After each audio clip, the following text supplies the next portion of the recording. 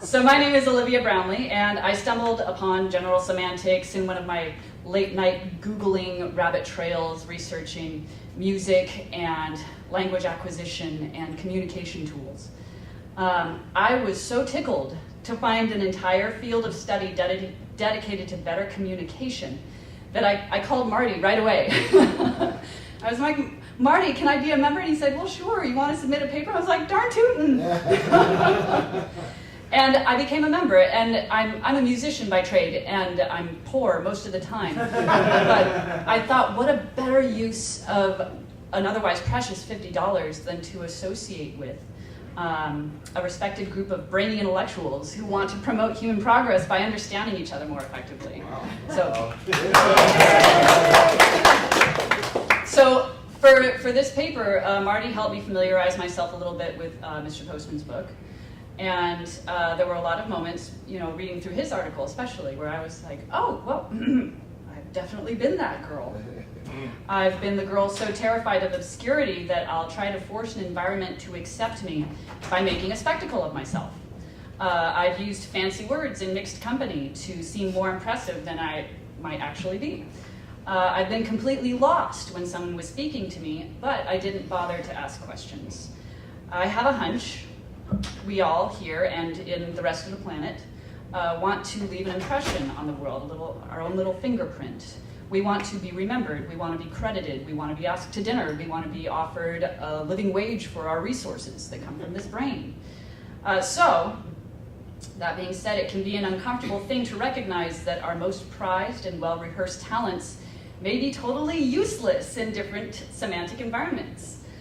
Fortunately, if you are recognizing this discomfort, you are already a step ahead of some of the most insufferable people in the world.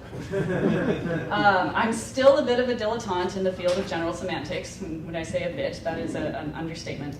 But I suspect I will also be a master of nothing for the rest of my life.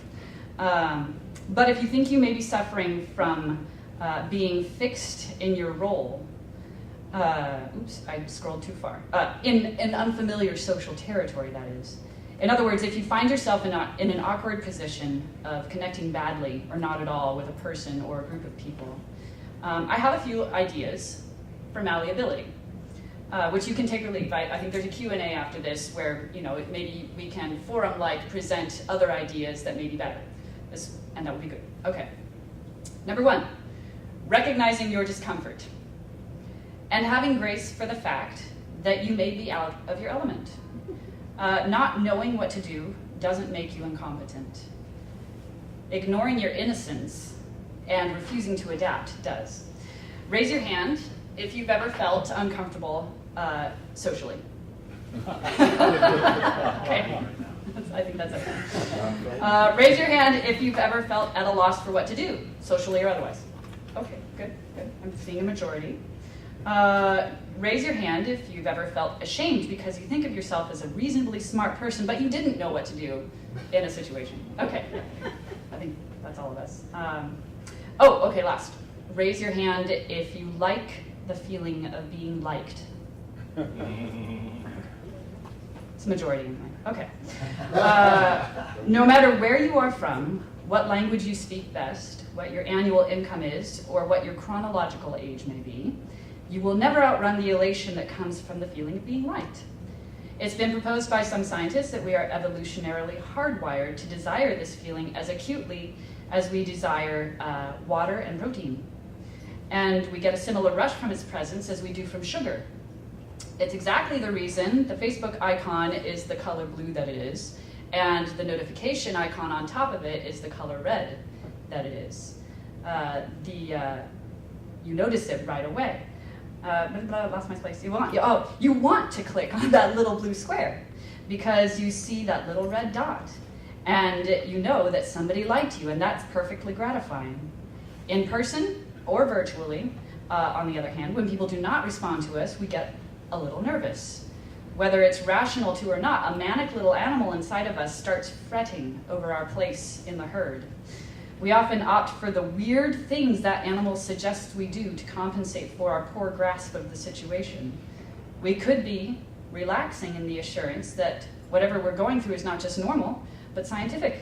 And the fact that we get to notice these dynamics in ourselves objectively is so incredibly elevated that it's downright enjoyable. We are the time binders, after all. That's why I'm in this section, I guess. All right, I've got a second one. Recognizing conversational breakdown and pulling over to fix it. Most people are too polite to tell you they don't know what the hell you're talking about. I grew up without a lot of pop culture influence. These are my parents over here. They gave the cable box back when I was 5. The people at the cable company were like, is it broken? What's wrong with it? And they're like, oh no, we just don't want it. And they didn't understand that one bit. But I did. I grew up without a lot of pop cultural influence, so when my friends would reference TV shows I'd never seen and bands I'd never heard, I would smile and nod a lot in order to keep the conversation flowing on to the point. But sometimes the point is central to the reference, and people have to explain the entire context of the reference to me in order to illustrate the point, which of course can be a bit tedious, not to mention having to deal with the off-topic incredulity I face when they realize that I've never heard of their reference. It can be hard work when we find ourselves in different semantic environments to see to it that what we're saying is received with understanding. On the other hand, because of my dear friend Mary, I could quote most of the TV show Friends before I'd ever seen any of it. Mary would take the time to storytell the whole of the reference she was making in order to connect it to something in her real life. She knew that I already wouldn't know the reference. She effectively turned a TV show from the 90s into a series of parables in order to connect with me more deeply so that I could understand her better and she me. And if you think about it, it is such a gift when someone lets you know that they don't get it. It's a way of telling you that they wish to get it. They could just smile and nod and lie, but they respect you enough and are giving you the opportunity to make yourself more clear so that you may each connect more deeply and more effectively. All right, I've got a third and last one here. Recognizing when you should stop talking. And shifting to being a listener. This is very interesting. I went to dinner once with a friend, and it was a total disaster because I couldn't shut up. I was nervous, and so I talked and shared and effused, and the poor guy couldn't get a word in edgewise.